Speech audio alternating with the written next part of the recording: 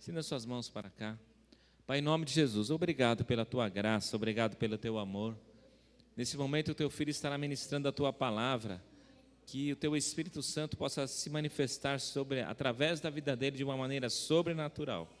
Que tu possa tomar os lábios do Mateus esta noite e que ele possa, Senhor, servir de canal de bênção para as nossas vidas. A tua palavra, a tua mensagem que tu tem para os nossos corações, em nome de Jesus, nós cremos que será transmitida através da vida do teu filho. Em nome de Jesus, amém. Graças a Deus.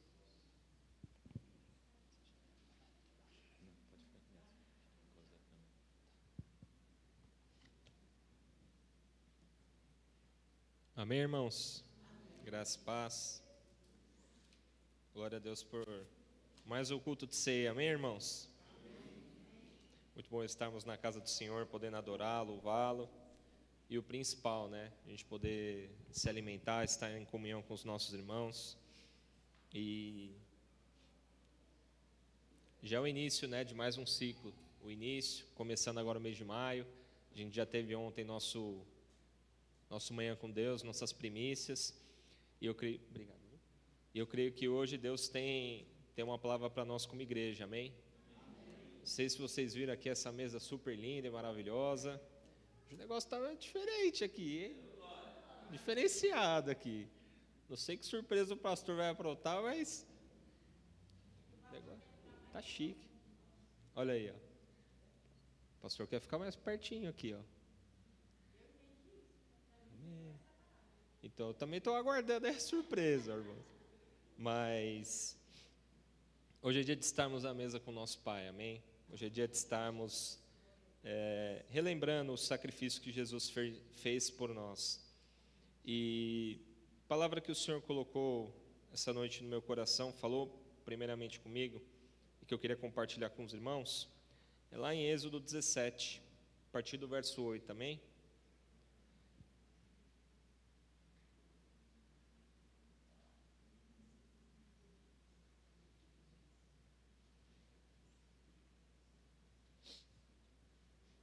Êxodo 17. Eu vou ler na King James, tá?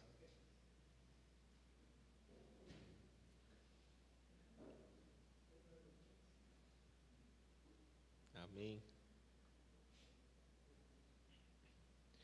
Êxodo 17, a partir do 8.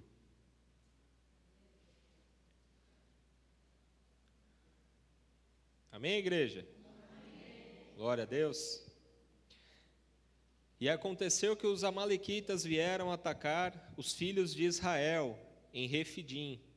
Então Moisés ordenou a Josué: escolhe homens e amanhã sai para combater contra Amaleque. Eu me posicionarei no alto da colina, com o cajado de Deus em minhas mãos.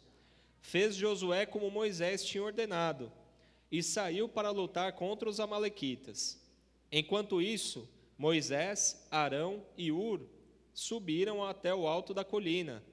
Durante o tempo em que Moisés ficava com as mãos levantadas, Israel prevalecia ao combate.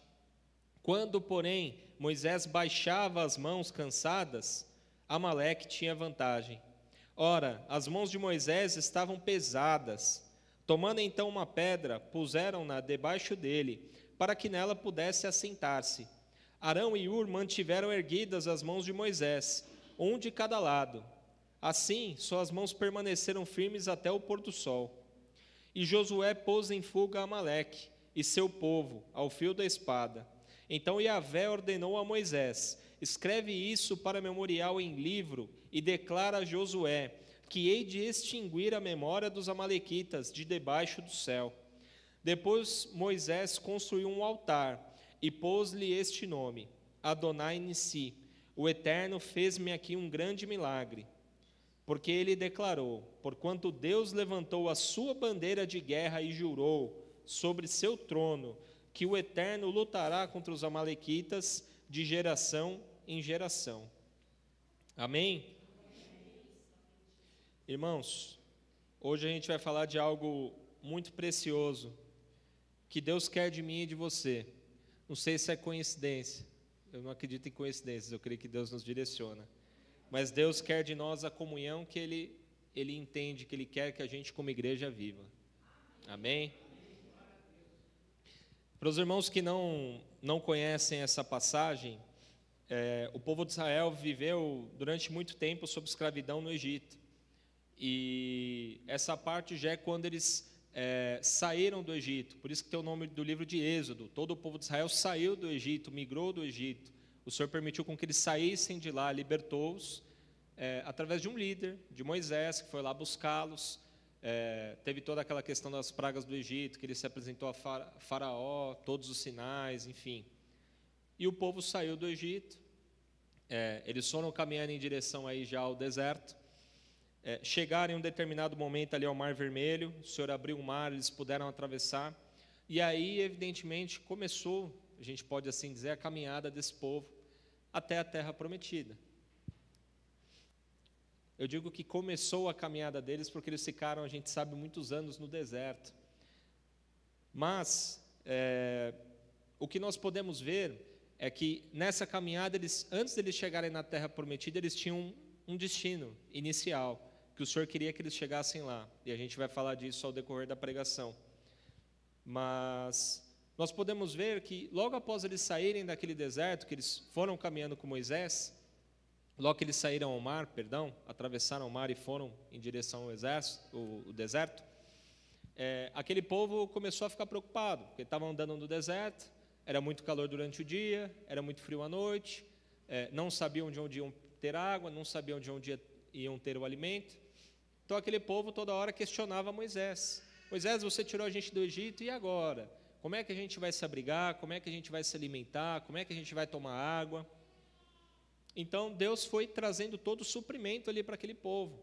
Então Deus trouxe a comida, trouxe o maná do céu, Deus trouxe a água, que o Senhor fez brotar água da rocha, e Deus conduzia aquele povo com uma coluna de fogo durante a noite, e as nuvens direcionavam aquele povo, cobriam aquele povo durante o dia.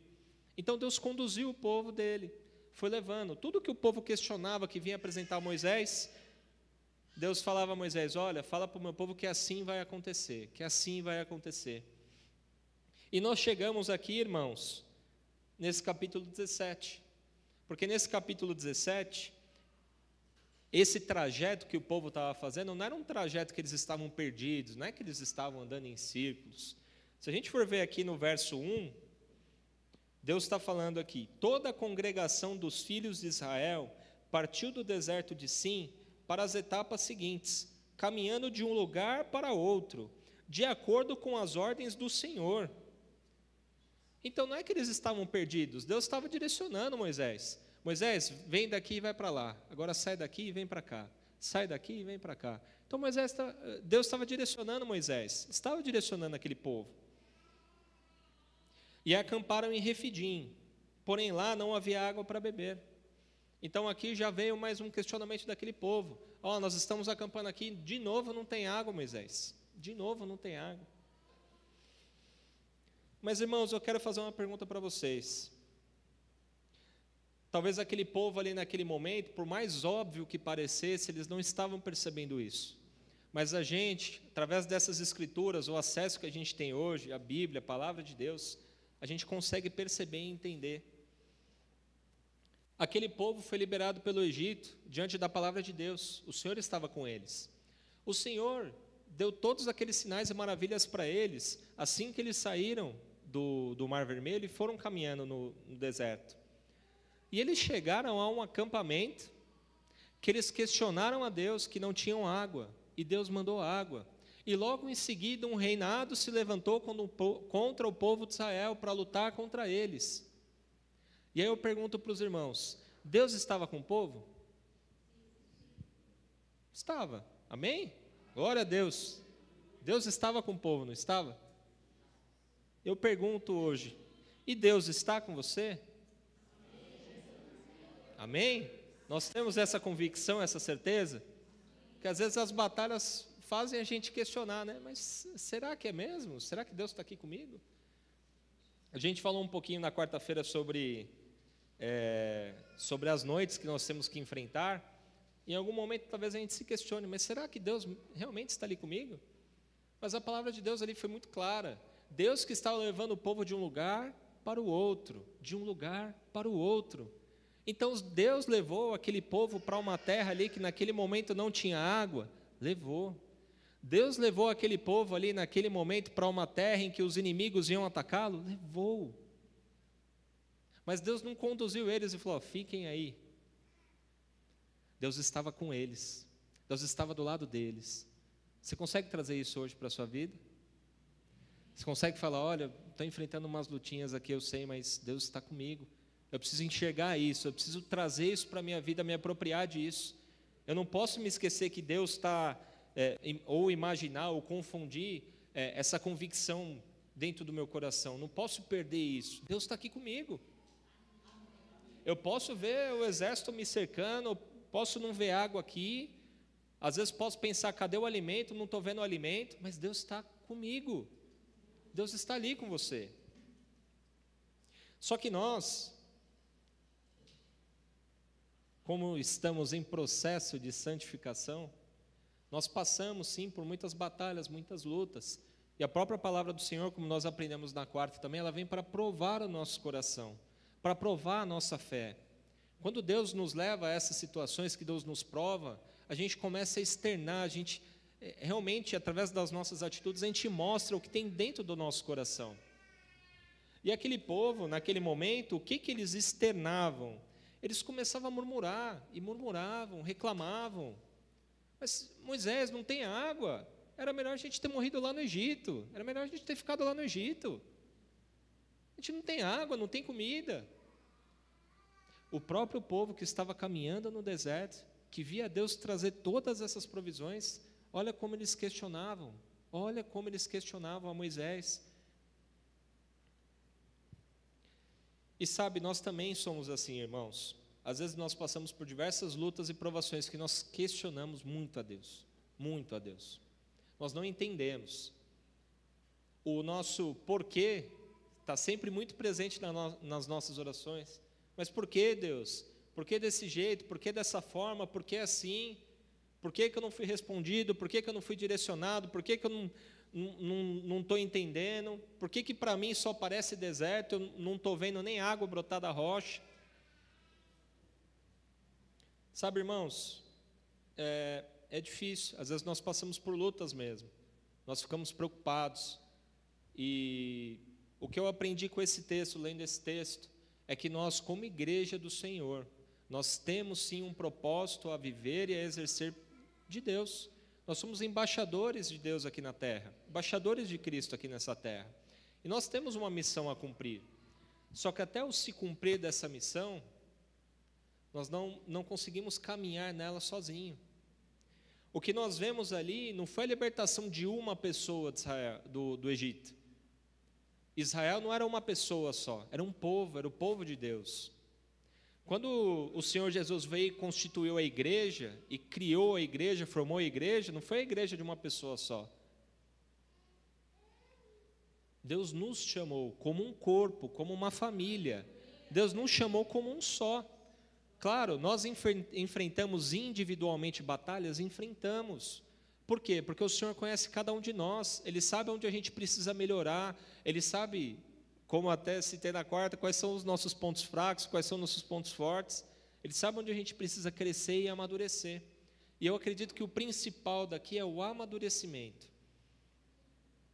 Deus colocou pessoas para estarem ao nosso lado. Moisés, quando teve toda aquela rebelião, o exército inimigo se levantou contra o povo de Israel, ele chamou 3 pessoas para estarem ali com ele. Ele chamou Josué, falou: Josué, vai e lidera lá embaixo a guerra, o povo. Eu vou junto com Arão e Hur, nós vamos subir ao monte para interceder. Então Moisés chamou mais 3 com ele. Moisés não andava sozinho. E isso já partiu lá da liderança, já partiu daquele que estava conduzindo o povo. Olha, eu não ando sozinho, tem pessoas que andam aqui comigo. E você fala: mas como eu vou trazer isso para os dias de hoje? Como é que eu vejo isso acontecer na minha vida? Irmãos, o próprio Jesus falou isso. Jesus não andava sozinho, a gente pode ver pelo próprio ministério de Jesus.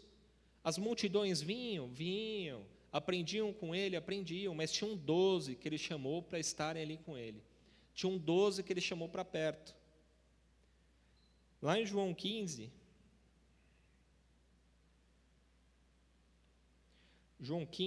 no verso 15, está falando assim: já não vos chamo de servos, porque o servo não sabe o que faz o seu senhor, mas eu vos tenho chamado amigos, pois tudo o que ouvi de meu Pai eu compartilhei convosco. Não fostes vós que me escolhestes, ao contrário, eu vos escolhi a vós e vos designei para irdes e dardes fruto, e fruto que permaneça. Sendo assim, seja o que for que pedirdes ao meu Pai em meu nome, Ele concederá a vós. Jesus ali estava falando com os discípulos, com todos eles, mas Ele estava falando: olha, o que vocês vierem pedirem ao meu Pai, Ele vos concederá. Mas não é um individualmente, está falando a vocês. Vocês que estão aqui andando comigo, que estão compartilhando disso, o que vocês pedirem ao meu Pai, Ele vai cumprir. Eu que escolhi a vocês, não é um só, eu escolhi a vocês. Deus escolheu aqui a CCV Vila Galvão para ser um povo unido, para ser um povo que anda junto, para ser um povo que quando tem luta e adversidade, que a gente se ajude. E sabe, irmãos, vai muito do nosso amadurecimento isso. Porque tem duas coisas que pegam.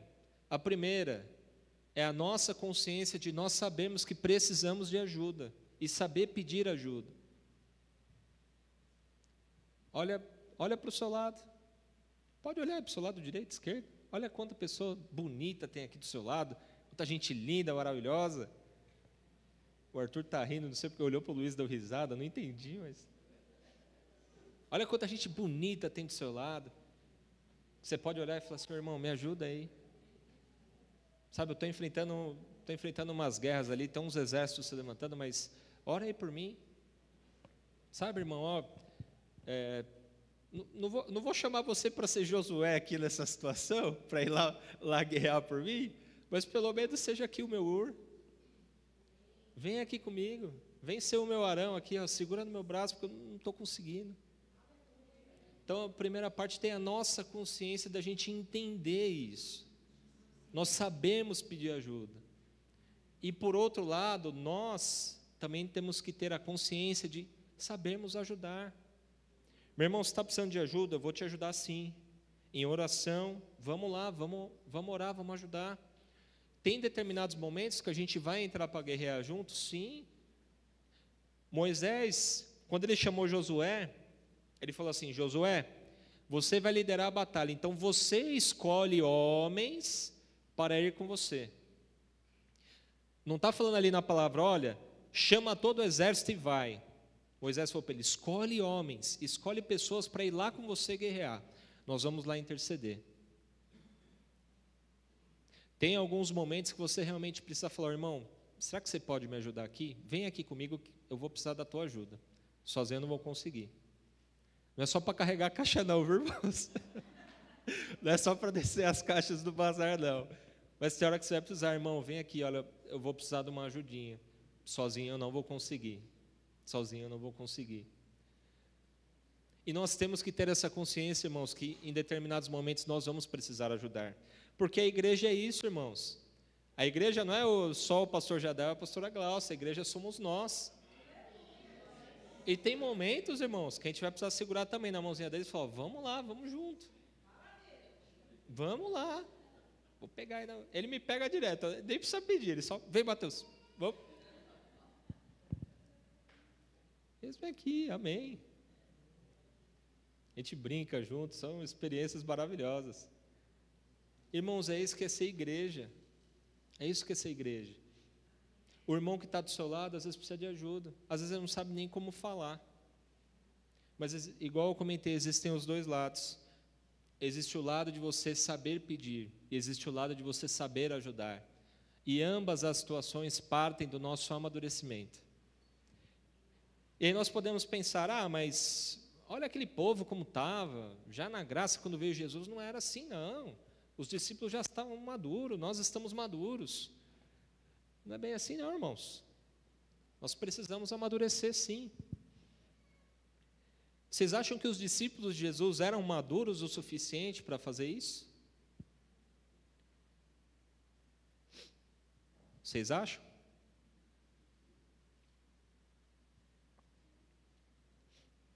Jesus, quando chamou seus discípulos para ensiná-los, para caminhar com Ele, a gente vê que diversos pontos ali aconteceram, muitas coisas, muitas características deles que mostravam que ainda faltava amadurecimento. Eu listei alguns trechos aqui do Novo Testamento que falam isso, não deu para colocar mais porque senão ficaria muito extenso, mas lá vou citar alguns para os irmãos. Lá em Lucas 9, a partir do 46, vai falar que os discípulos começaram a discutir com o Senhor Jesus quem seria o maior no reino. Imagina, você está ali com Jesus, Jesus ensinando, curando os enfermos, e os discípulos ali chegaram a ele, enquadraram ali o mestre e falaram: Jesus, a gente tem uma dúvida, qual de nós aqui que vai ser o maior no reino? Qual de nós vai ser o maior no reino? Jesus estava pregando um evangelho totalmente diferente, eles não estavam entendendo. E aí a resposta de Jesus foi: olha, ele pegou uma criança e falou: ó, você que for igual a essa criança, vocês que forem semelhantes a essa criança, esse vai ser o maior no reino. Nós vemos lá em Marcos 10, a partir do 37, Tiago e João, os irmãos chegam a Jesus e falam: Senhor, permite com que eu me assente à sua direita e o outro à sua esquerda, quando o Senhor estiver lá com o Pai na glória. Aí Jesus fala: olha, não cabe a mim falar quem vai aceitar a direita ou sentar à esquerda. Olha o pensamento deles. Será que eles estavam pensando no reino? Esses pensamentos eram pensamentos de quem queria um status, algo a mais ali. Eles ainda não estavam maduros. Lá em Marcos 2, nós vemos ali os discípulos. Na verdade, ali eram os discípulos de João, que estavam também acompanhando Jesus. Eles começaram a questionar ele o porquê que os discípulos não jejuavam, por que só eles jejuavam. E pegaram ali de novo Jesus ali, levaram Jesus para o cantinho e falaram: Jesus, por que só a gente faz jejum e os seus discípulos não jejuam? Falta de amadurecimento, irmãos. A resposta de Jesus foi única, foi simples. Falou: olha, não é tempo deles jejuarem. Quando o noivo for retirado, aí sim eles vão jejuar. Eles vão jejuar, eles vão prantear, eles vão orar. Mas agora ainda não é o momento. Em Mateus 8, a partir do 23, vai falar da tempestade, quando Jesus está no barco. Jesus está lá dormindo, repousando. E aquelas ondas agitadas, aquele vento, e quase derruba o barco de um lado para o outro, e os discípulos preocupados. O pessoal fala: Jesus, você não se importa que a gente está aqui perecendo? Olha, o barco está quase virando. E a gente fala que isso Deus tratou no meu coração, porque realmente é uma situação preocupante. Eram situações ali que eram um perigo iminente, eles estavam correndo risco realmente, mas em situações extremas assim, será que a gente realmente se lembra que Jesus está no nosso barco? Não, mas espera aí, será que o barco vai mesmo afundar? Deus me trouxe aqui para essa cidade, para Refidim, me tirou lá do Egito para trazer aqui para um exército vir aqui me afrontar, para me matar? Não, tem coisa errada aí nessa história. Lá em Mateus 26, Mateus 26 é logo quando Jesus é preso. Os oficiais romanos vêm e prendem a Jesus. Quando eles prendem a Jesus, irmãos, o que acontece é que os discípulos, eles ficam amedrontados, eles ficam com medo, eles fogem. Todo mundo foge, cada um vai para sua casa. Vai falar que Pedro nega Jesus 3 vezes também. Então todos eles ali, por mais que andassem com Jesus, ainda não estavam maduros, ainda não estavam preparados. E com certeza, irmãos, tem alguma área da nossa vida que a gente ainda talvez não esteja tão maduro, não tão preparado. E isso é um alerta para nós, porque esse local onde acontecem essas guerras, essas provas, não é um lugar que você tem que permanecer para sempre na sua vida. Talvez seja um lugar que o Senhor esteja te levando para o seu amadurecimento, para o seu crescimento, para que você fale: olha, eu preciso passar por esse processo, eu preciso ter a coragem de enfrentar, me erguer, me fortalecer, para aí sim a gente poder caminhar e dar os próximos passos. Isso é até importante, irmãos, para a sua comunhão com quem está aqui dentro, do seu lado, para quem vai te ajudar. Porque talvez tenha um dia que o seu irmão não esteja muito legal. Às vezes o seu irmão entrou aqui correndo, igual eu, às vezes entro correndo aqui para tocar o violão, para ligar o violão. Às vezes o irmão entrou correndo e não te deu a paz do Senhor. Falha nossa. Mas a gente precisa ser maduro também para chegar e falar: olha, irmão, Pai do Senhor. Talvez o seu irmão esteja enfrentando um momento difícil e você perceba, às vezes fala: não quero comentar, mas conversa ali com ele. Falou: irmão, estou sentindo que você está com um jeitinho meio estranho. Você está precisando de alguma coisa? Está precisando da minha ajuda? A gente pode fazer alguma coisa? Você quer que a gente ore por você? Parte de nós. Parte de nós. E não é julgamento, irmãos. É estender a mão, é o ajudar. Quando Jesus se reuniu com os discípulos na mesa, ele se reuniu com os outros 12. Tinha inclusive um ali na mesa que ia traí-lo, mas estava ali, estava com ele. Não era a mesa de um homem só, era a mesa de 12.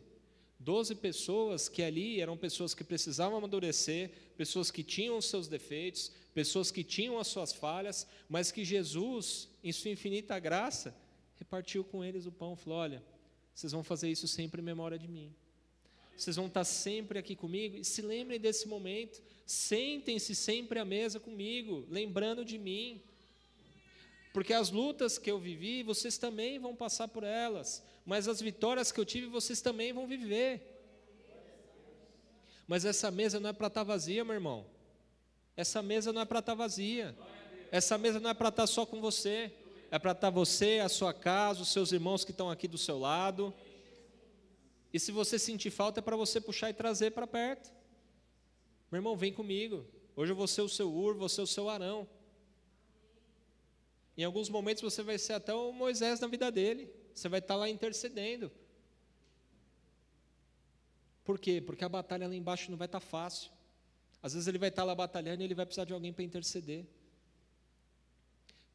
Irmãos, isso é comunhão. Isso é a comunhão que Deus espera de nós. Uma igreja madura, uma igreja que sabe estender a mão, que sabe pedir ajuda, que sabe quando essas batalhas estão sobrecarregando e sabe pedir ajuda. Senhor, olha, eu estou orando, eu estou clamando, eu estou pedindo ao Senhor, amém, mas eu também vou pedir ajuda do meu irmão. Às vezes você não precisa expor sua vida, seus problemas, não é isso. É falar: irmão, me ajuda. Em oração, em oração. Igual até brinquei, falei: é para carregar uma caixa? Carregar uma caixa. Outra vez que eu vim carregar uma caixa que me deu um problema na coluna, não consegui nem andar. Aí é ruim, né? Aí você vai ajudar aí. Mas eu precisei de ajuda aquele dia. Os irmãos me ajudaram, me colocaram no carro e fui embora para o médico. Eu vim aqui para ajudar e precisei de ajuda. Eles amadureceram, irmãos. Os discípulos amadureceram. E esse deserto, esse lugar de noite, onde nós estamos passando, não é para a gente passar sozinho, não é para a gente lutar sozinho, não é para a gente guerrear sozinho, porque as guerras nos cansam, irmãos, as batalhas nos cansam. Por quê? Porque Moisés estava ali, quando ele estava ali com as mãos estendidas, orando e intercedendo, ele fala que ele começou a se cansar, as mãos começaram a ficar pesadas. Eles tiveram que colocar ele ali, improvisaram uma cadeirinha, colocaram uma pedra para ele sentar, ergueram as mãos. Era Moisés que tinha que ficar com a mão erguida, era ele, mas isso cansou na vida dele, pesou para ele.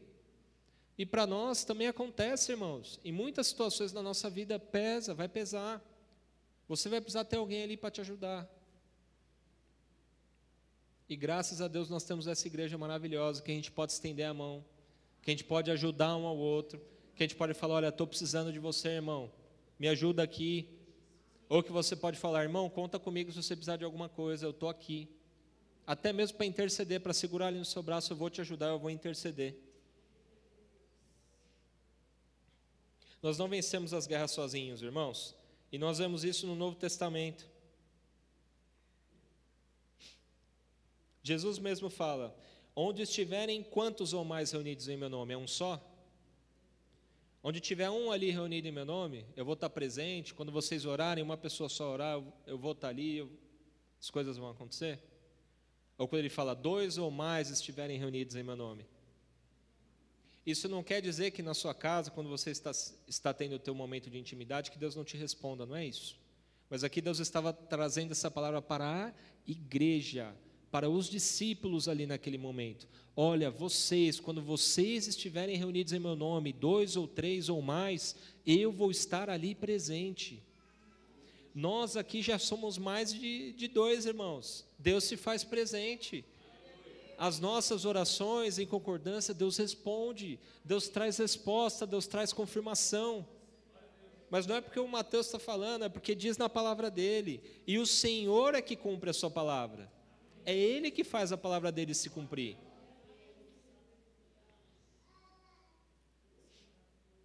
Em Colossenses 13, a gente vai ver Paulo falando, olha, irmãos, vocês precisam se aconselhar uns aos outros. Em Tiago vai falar muito da comunhão entre os irmãos, mas o principal que me chamou muita atenção é quando ele fala, ó, lá no capítulo 5, vai falar, olha, vocês precisam confessar os seus pecados uns aos outros e orar uns pelos outros. Por quê? Porque o sangue de Jesus nos purifica de todo pecado. Esse amor que tem em nosso coração, que nos constrange, que faz a gente orar um pelo outro, é quando Deus age. É quando há a purificação dos erros, é quando há paz em nosso coração. E quando algum irmão te chamar para orar, falar, eu pequei, eu errei, não é para nós julgarmos, não é para a gente julgar, é para a gente orar, interceder. Irmão, você errou, amém, glória a Deus, vamos orar por você, vamos orar por essa situação. Jesus mesmo, ele traz no seu evangelho, ele instrui os discípulos, olha, quando vier alguém ali no meio da igreja questionar, quando tiver algum assunto para resolver entre os irmãos, tragam 2 testemunhas ali, vamos orar por eles. Mas se essa pessoa ainda continuar no erro, persistir no erro, então ela tem que ser orientada novamente, repreendida novamente. Se persistir, irmão, ele já se tornou um pagão. Por quê? Porque nós estamos ali em comunhão, nós estamos orientando, orando uns pelos outros. O poder de Deus está agindo, mas se a pessoa não está aceitando, aí ela já não está mais crendo, ela está regredindo, está olhando para trás, não está pondo mais a mão no arado. Por isso que cabe a nós um coração disposto. Porque, irmãos, tenha certeza, os momentos que alguém vier te pedir ajuda, podem ser momentos que você esteja totalmente atarefado ou sobrecarregado, ou pode ser um momento que você esteja super tranquilo, querendo descansar. Pode ser nos 2 extremos. Mas em ambas as situações, o que Deus quer de nós é uma disposição. Irmão, pode ser que eu não consiga te atender nesse exato momento, mas me dá um tempinho, eu vou me organizar, eu vou te atender. Eu vou orar por você, eu vou aí te ajudar. Pode ser que eu não consiga hoje, mas no final de semana eu vou conseguir. Pode ser que hoje, domingo, 7 horas da noite, 7h20, eu não consiga, mas eu tenho certeza que amanhã, segunda-feira, 7, 8 horas da manhã eu vou conseguir. O que Deus quer de nós, essa disposição, é esse tipo de comunhão. Corações dispostos, irmãos. Discípulo não anda sozinho, ovelha não anda sozinha. Quando Jesus enviou os seus discípulos para irem fazer as missões, ir nos povoados de casa em casa, Ele mandou eles sozinhos? Ou Ele mandou eles de 2 em 2? Falou, irmãos, vão juntos, porque vocês vão se ajudar, vocês vão levar o Evangelho. Quando o Senhor fala na palavra dEle, que as portas do inferno não prevalecerão, a igreja não é uma pessoa, é a igreja que vai, é a igreja que unida vai nesses povoados, que vai pregar o evangelho, que vai em busca daqueles que estão oprimidos, enfermos, a igreja que vai em missão. O inferno não prevalece, não prevalece. O que Deus quer de nós é essa comunhão. É esse nível de comunhão. Mas você pode estar pensando, Mateus, é difícil porque o deserto que eu estou enfrentando é muito complicado. É algo que eu não sei, às vezes eu não posso nem compartilhar com ninguém. Às vezes eu não quero compartilhar nem com o meu pastor. Eu preciso enfrentar isso sozinho. Pode ser que você pense dessa forma, mas o que nós vemos aqui na Bíblia, o que nós vemos em diversos momentos, é que nós juntos somos realmente mais fortes. Deus opera através de nós. Talvez essa noite escura, talvez essa cidade Refidim, talvez esse pequeno deserto que você atravessa, que você vê que está te incomodando, que é uma pedra na sua vida, isso não é o principal. Isso não é o que Deus está vendo para você. É o que você está vivendo nesse momento. E talvez você não esteja com os seus olhos espirituais abertos, e talvez você não esteja emocionalmente também preparado para ver o que Deus tem para você. Mas não é esse deserto, não é essa situação. E por que eu digo isso? Eu queria que o meu copiloto ali abrisse lá em Êxodo 19.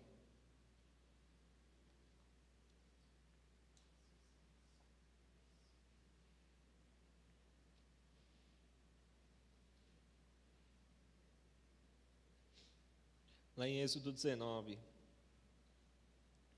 nós vamos ver o verso 5. Depois do capítulo 17, quando eles vencem a batalha, o capítulo 18 vai falar de Jetro, o sogro de Moisés, que ele vai instruir Moisés, dá alguns conselhos para ele. E o conselho principal, resumindo o capítulo 18, é: Moisés, esse povo é muito numeroso, sozinho você não vai conseguir atender ninguém. Você não vai conseguir atender todo esse povo que vem trazer questionamentos, questões, dúvidas a você.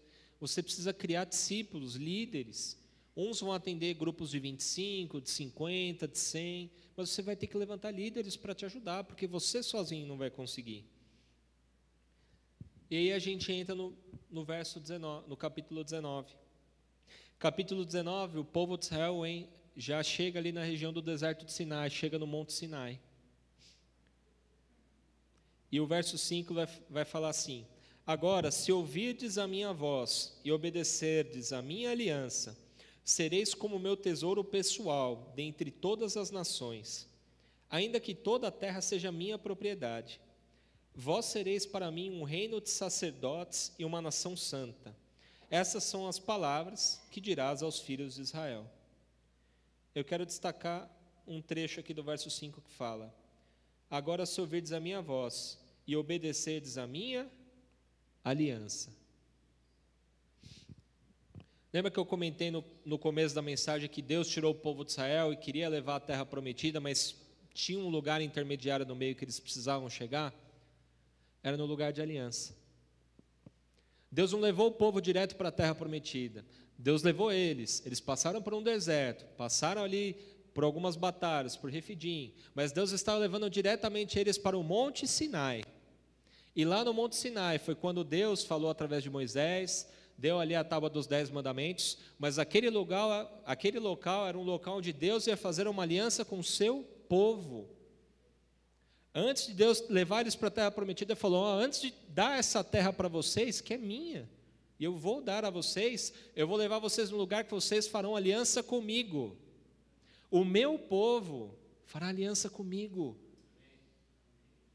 Antes de chegar lá, nessa terra prometida que Deus deu a você, o que você não está percebendo é que Deus está te levando por essas situações, porque Ele quer fazer uma aliança com você.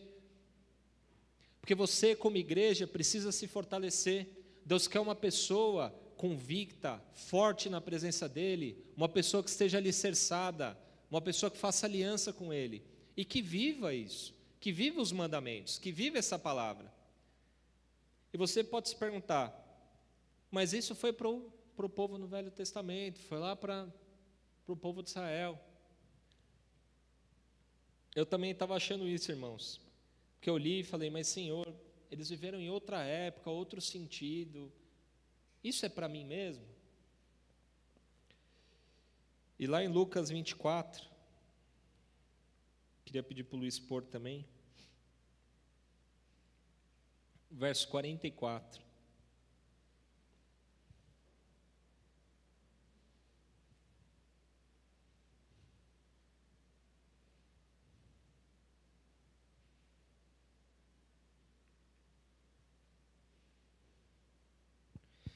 Verso 44 vai falar assim: em seguida Jesus lhes explicou: são essas as palavras que eu vos ensinei quando ainda estava entre vós. Era necessário que se cumprisse tudo o que a meu respeito está escrito na lei de Moisés, nos profetas e nos salmos. Então se lhes abriu o entendimento para que pudessem compreender as Escrituras. Esse trecho aqui de Lucas 24, Jesus havia sido crucificado, foi colocado lá no túmulo. Quando eles abriram o túmulo, ele já não estava mais lá, ele havia ressuscitado. Os discípulos haviam se dispersado. E quando o anjo fala para Maria, olha, chame os discípulos, convoque eles, avise eles que Jesus ressuscitou, e eles vão lá em direção a Galiléia, eles vão estar reunidos ali, os 11 vão estar juntos. Eles ainda não estavam maduros o suficiente, eles ainda não tinham entendimento completo. Uns haviam fugido, um havia negado a Jesus, um havia traído a Jesus, mas os discípulos estavam ali, os 11 estavam reunidos, não eram mais 12, eram 11, porque Judas havia morrido. E fala que Jesus aparece para eles, ressurreto, ele mostra as marcas, e quando ele começa a partir o pão, quando ele começa a falar com eles, explicar para eles, a palavra de Deus vai falar que lhes abriu o entendimento. Eles viveram 3 anos com Jesus, eles aprenderam 3 anos com Jesus, mas eles só entenderam o propósito de tudo aquilo quando Jesus morreu, ressuscitou, sentou à mesa com eles de novo e partiu o pão e falou, olha, agora vocês estão entendendo? E ali o entendimento deles foi aberto. Eles viveram tudo aquilo, passaram por tudo aquilo, toda aquela experiência ao longo dos 3 anos com Jesus, viveram esse momento que eu acredito foi um momento muito preocupante de verem Jesus sendo preso, morto, crucificado.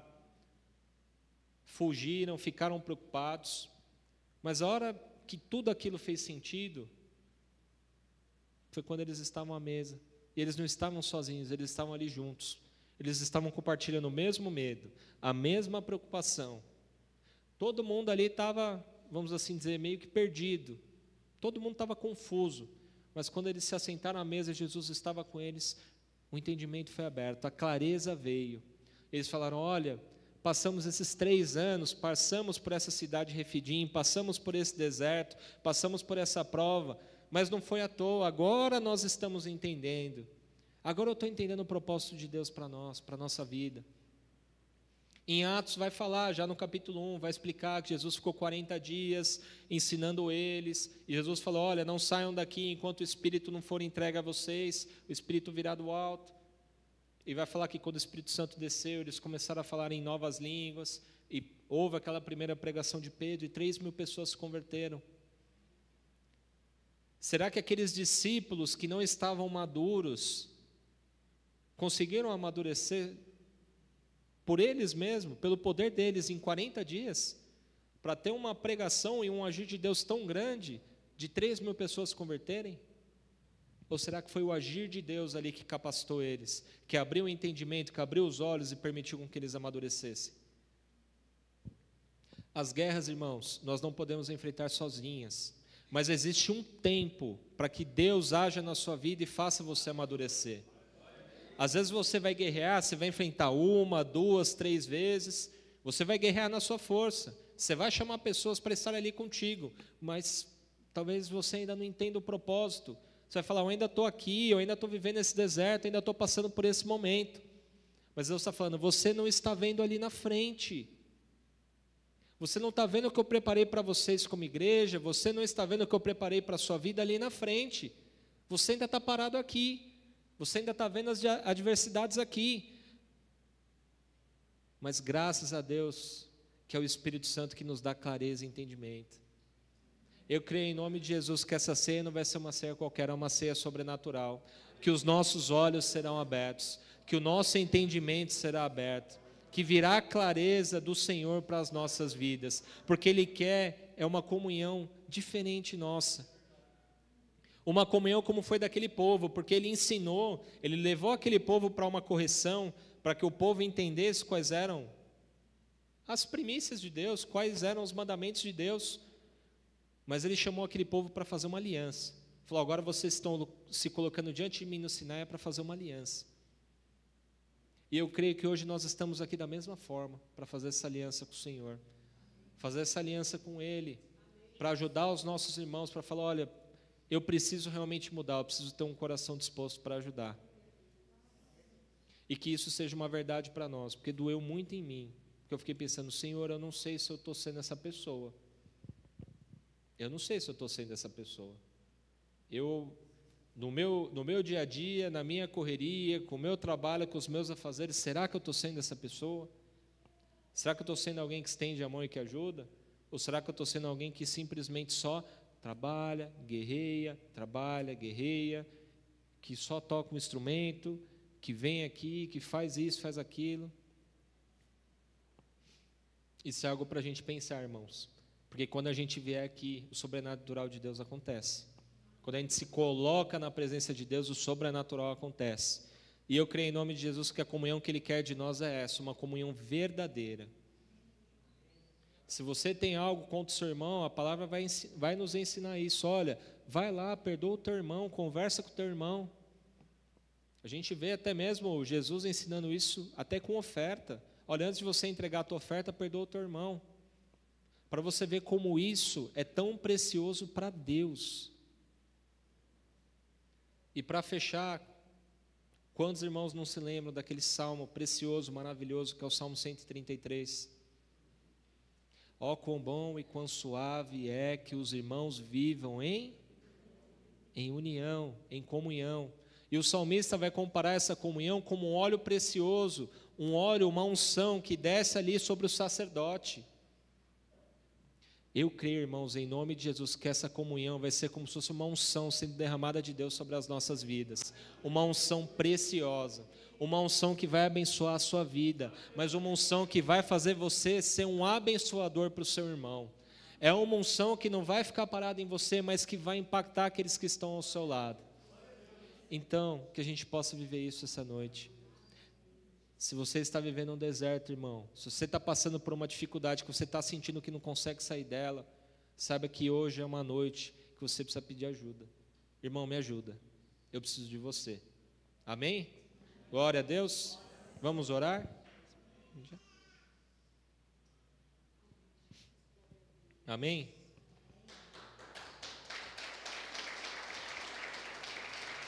Glória a Deus, aleluia. Quer convidar os irmãos a ficarem de pé, a gente vai orar. Aí depois eu vou pedir para o pastor vir.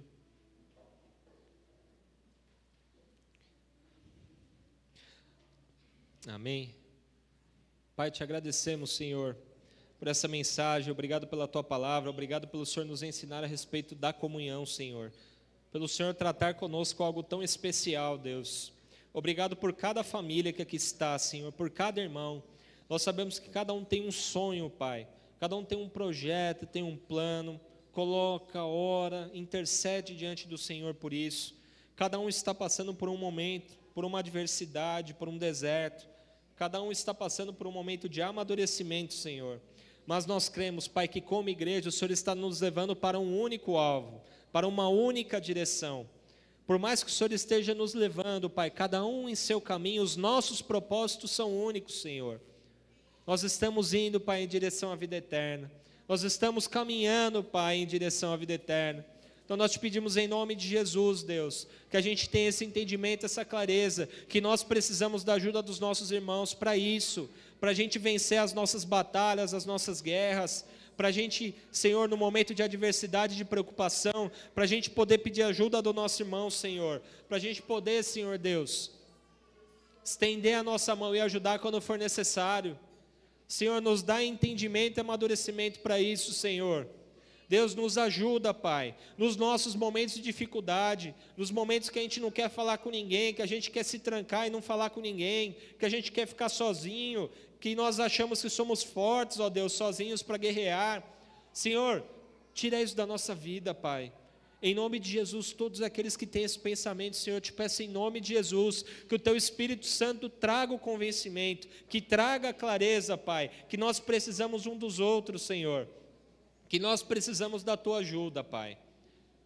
Deus, entregamos a Ti os nossos corações, Senhor. O Senhor conhece essa igreja, o Senhor conhece esses corações. Nós te pedimos, Pai, faz algo novo em nós, Senhor.